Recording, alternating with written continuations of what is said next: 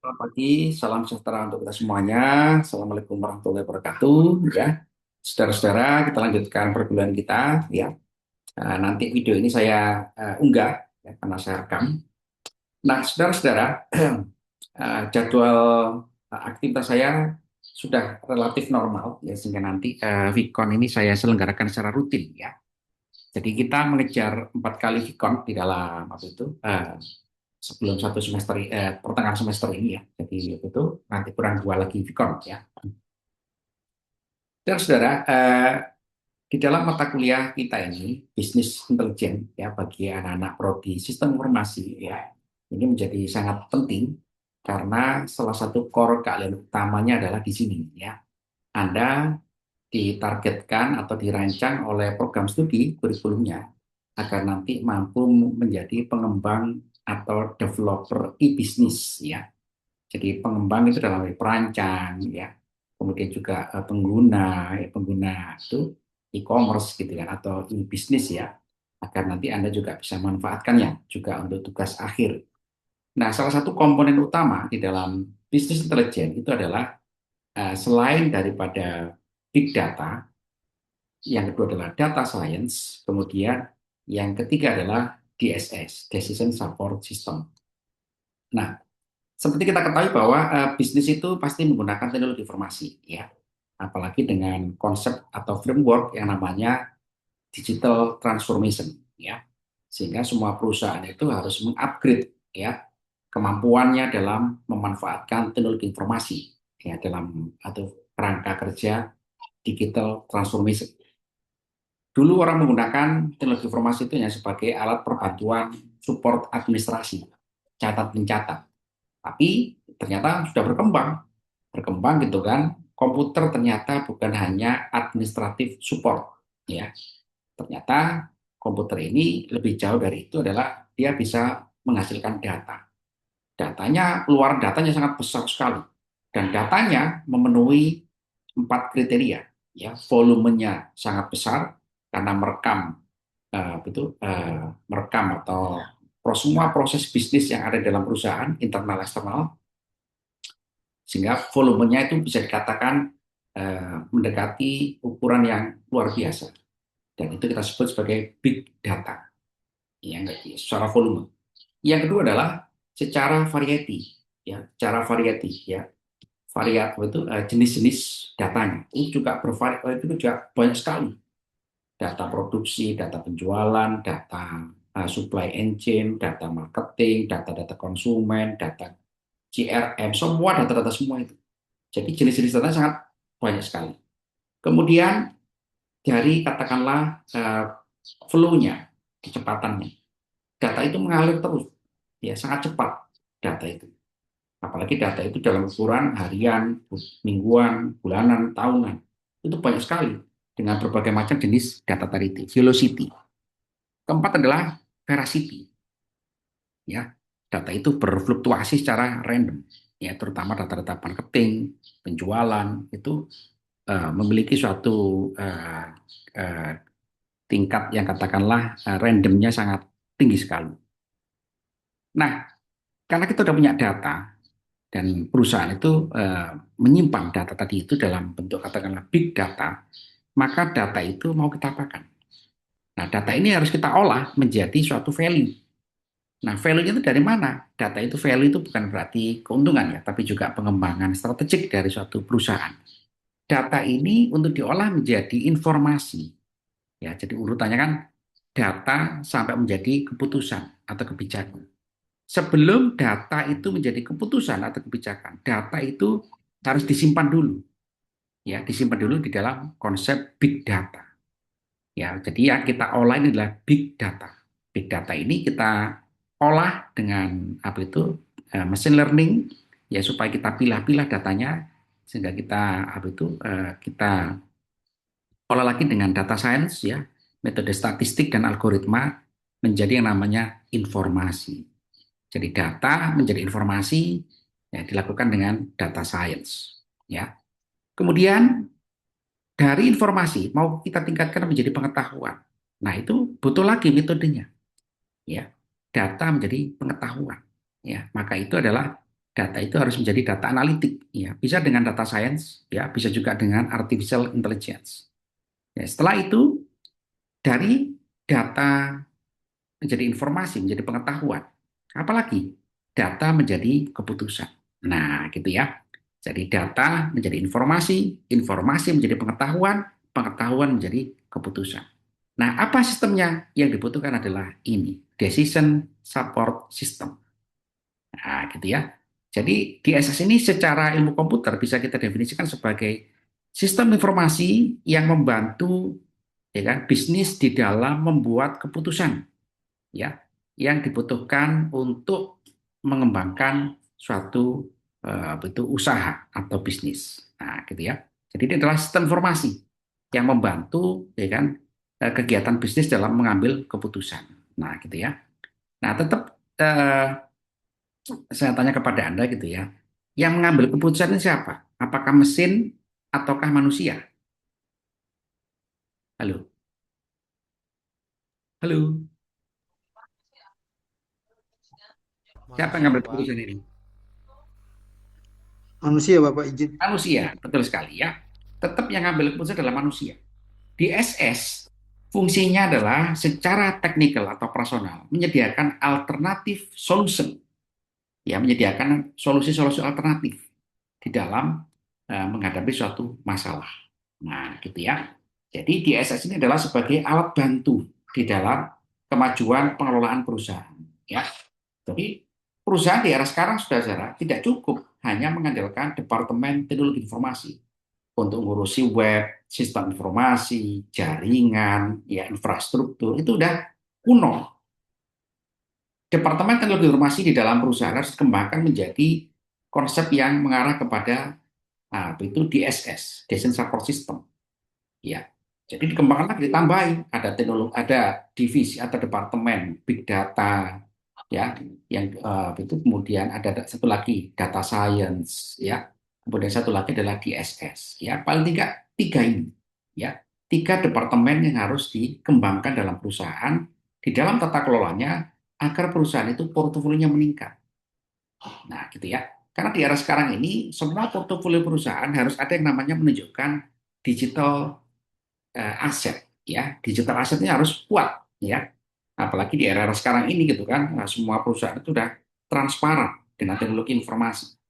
Jadi Anda bisa bayangkan kalau perusahaan itu hanya mengandalkan departemen teknologi informasi, ya, tanpa itu tanpa ada gitu kan, itu, tanpa ada uh, spesialisasi di dalam fungsinya gitu kan menghadapi kemajuan teknologi digital ini, maka pasti akan kalah bersaing, ya, kalah bersaing. Sebagai contoh adalah Google, ya. Google ini contoh yang bisa dilihat oleh seluruh orang di dunia.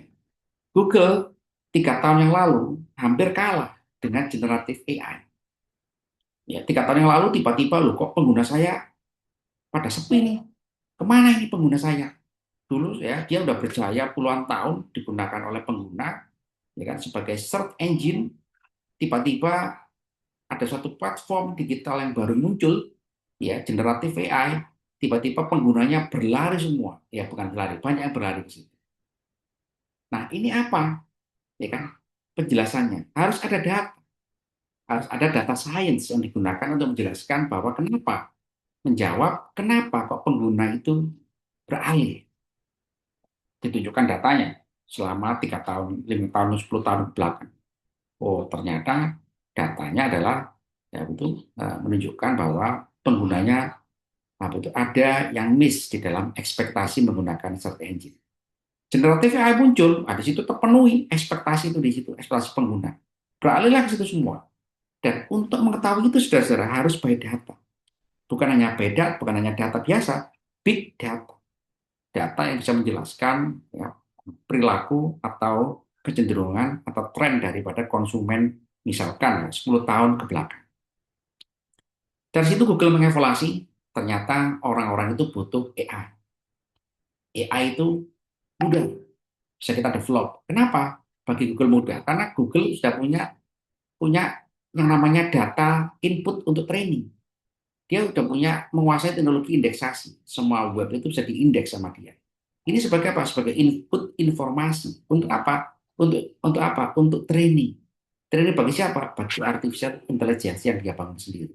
Dia bangunlah AI, dibangun training, ya, data indeksasinya diumpankan ke generatif AI, sehingga muncullah Gemini, Gemini yang kita gunakan saat ini. Gemini, ya, yang kita gunakan saat ini, gitu kan, udah terintegrasi dengan search engine. Lebih dari itu, inovasinya, gitu kan, selain integrasi dengan search engine, Gemini, gitu kan, dirancang memiliki uh, tugas khusus, seperti agentic AI, ya, dapat di-training untuk melaksanakan tugas-tugas secara khusus. Nah, kita dengan kustomisasinya. Jadi Google punya inovasi. Nah, keputusan untuk mengintegrasikan Gemini ke dalam search engine dan Gemini dengan inovasi-inovasi sebagai agentic AI, bagaimana itu dihasilkan? Nah, itulah gunanya decision support system. Ini, ya. Itu salah satu contoh. Sehingga apa? Sehingga Google, ya kan, bisa kembali normal, ya, digunakan oleh penggunanya.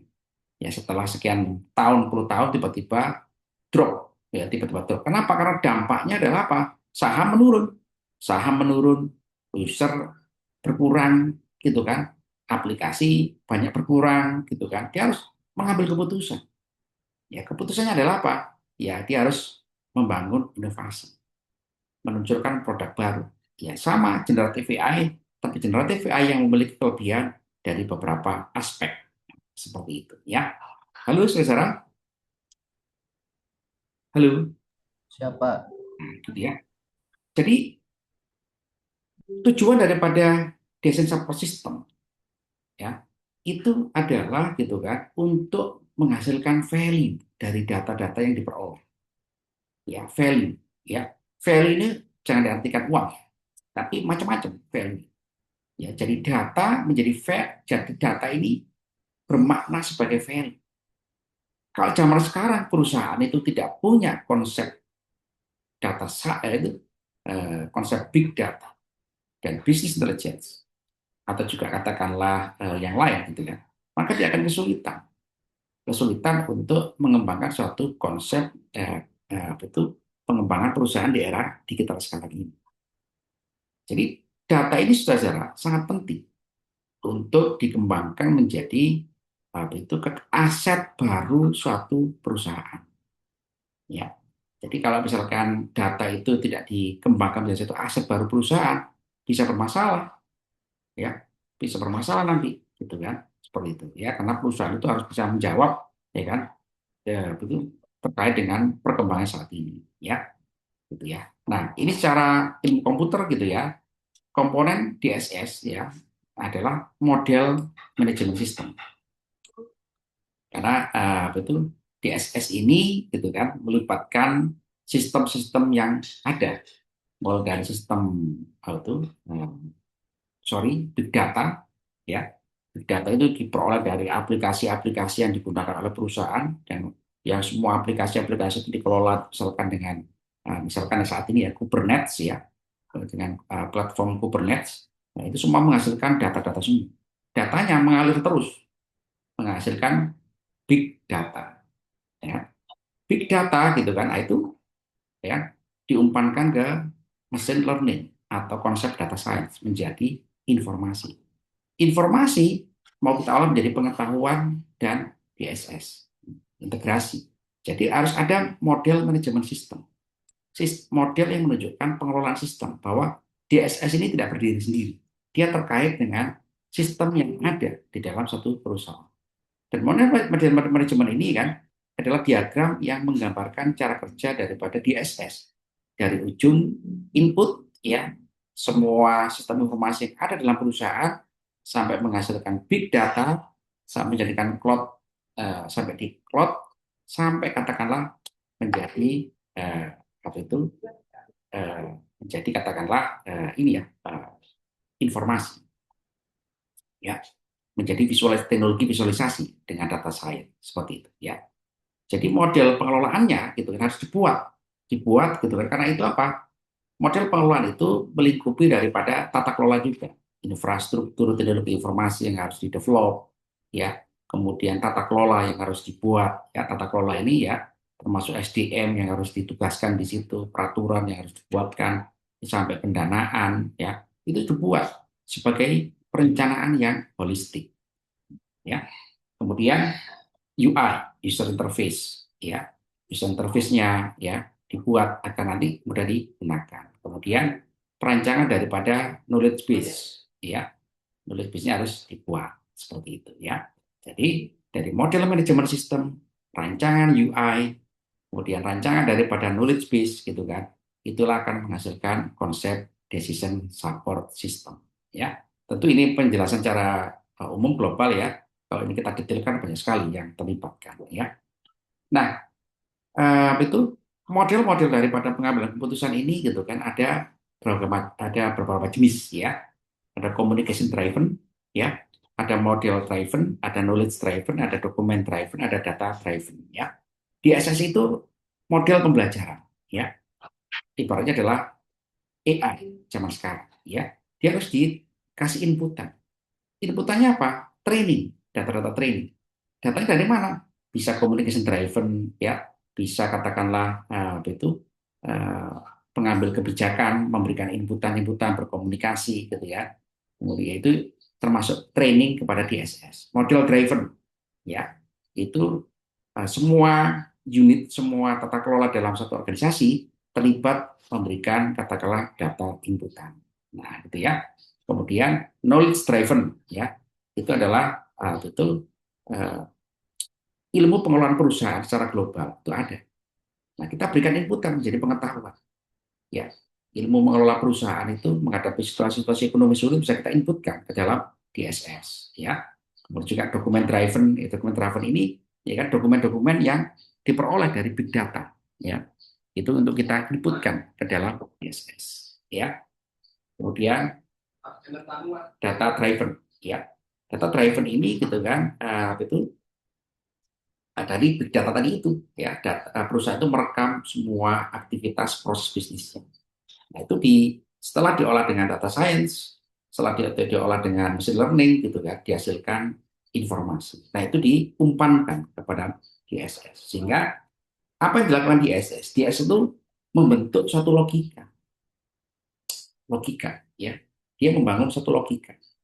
Logika dari semua inputan-inputan tadi itu untuk dihasilkan alternatif possible solution di dalam itu memberikan kebijakan alternatif kepada penggunanya. Ya, halo saudara, halo, Ya Pak. ya. Nah, dengan cara seperti itu, DSS itu saudara akhirnya menghasilkan alternatif-alternatif solusi. Ya. Nah, alternatif-alternatif solusinya diukur dengan apa? Alternatif solusinya. Alternatif solusinya itu ya bisa diukur katakanlah dengan konsep, nah seperti ini ya.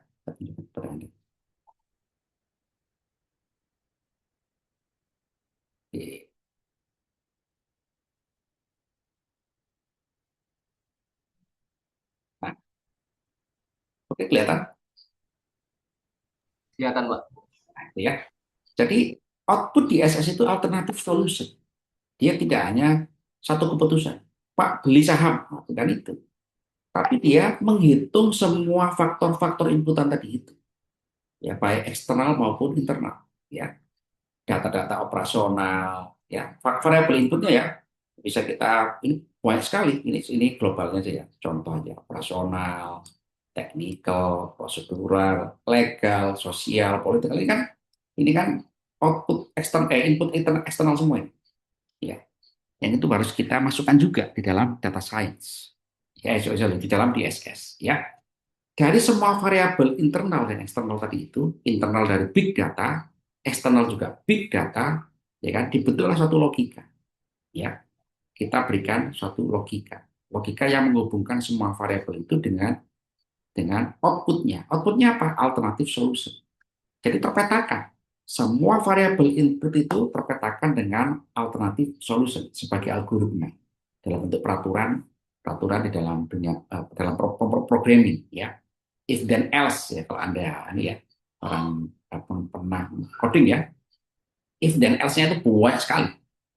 Sehingga apa? Sehingga nanti akan terjadi yang namanya kalau diberikan input ya, misalkan operasional meningkat, teknikal ada masalah, prosedural tidak memenuhi aspek, legal ada masalah, sosial ada masalah, politik ada masalah, apa keputusannya? Nah, gitu ya. Sehingga akan muncul alternatif solution. Nah, alternatif solution itu diuji dengan kriteria. Kriterianya apa? Keuntungan, profitability, efisiensi, overall cost, quality, ya. Kemudian ketergantungan, flexibility, service, resiko. Nah, terakhir resiko, ya. Itu diukur semua. Diukur sehingga semua alternatif solusi diukur dengan ini. Mana yang paling bagus? Nah, akhirnya muncullah beberapa putusan alternatif yang memenuhi kriteria yang kita berikan tadi. Ya, sehingga DSS, oh ini keputusannya. Ada tiga alternatif solusi yang paling kuat berdasarkan kriteria-kriteria yang kita berikan tadi. Ya, lalu sejarah, Siapa? nah itu ya paham ya. Nanti ini kita contohkan dalam simulasi ya, dalam simulasi ya, DSS ya.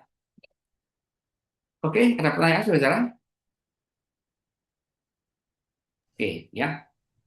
Lalu silakan, Pak, mau bertanya sedikit, Pak. silakan, silakan. Ini kan terkait yang DSS ini dalam kontennya kan tadi udah jelaskan kayak ada operasi teknikal, prosedur, legal, sama sosial dan politikal. Apakah metode DSS ini kita gunakan pada saat kita ingin menemukan inovasi atau bisa kita gunakan dalam perusahaan yang sedang berjalan dengan inovasi yang sudah ada, Pak? Iya, ya. Bisa juga untuk menemukan inovasi, ya, untuk membangun satu perusahaan baru. Ya juga, ya. Gitu. Tapi kan sangat mahal, ya. Ini kan investasi ya, investasi sebelum mendirikan perusahaan, ya, untuk membuat inovasi ya. Yang sudah jalan sih sudah pasti berguna ya. Tapi kalau untuk itu untuk mengajukan satu bisnis development bisa juga, ya. Nah, itu bisa juga nggak masalah, ya, seperti itu. Jadi Anda mampu gitu kan, bisnis apa ya yang kira-kira itu relevan dengan yang dibutuhkan pada era sekarang. Ya, bagus ya pertanyaannya. Terima kasih, Pak. Ya, sama-sama ya, Yanto ya. Oke. Ada lagi saudara? Pertanyaan silakan. Oke, kalau tidak ada, nanti ini saya unggah dan materi juga saya unggah ya. Dan habis itu video juga saya unggah kan. Kita lanjutkan minggu depan ya. Terima kasih saudara atas waktu Anda ya. Sampai berjumpa kembali ya. Dan nanti ada tugas ya di LMS ya. Tunggu tugasnya ya. Selamat pagi, salam sejahtera, assalamualaikum warahmatullahi wabarakatuh. Waalaikumsalam. Waalaikumsalam Terima warahmatullahi kasih, wabarakatuh. Pak. Selamat Izin pagi.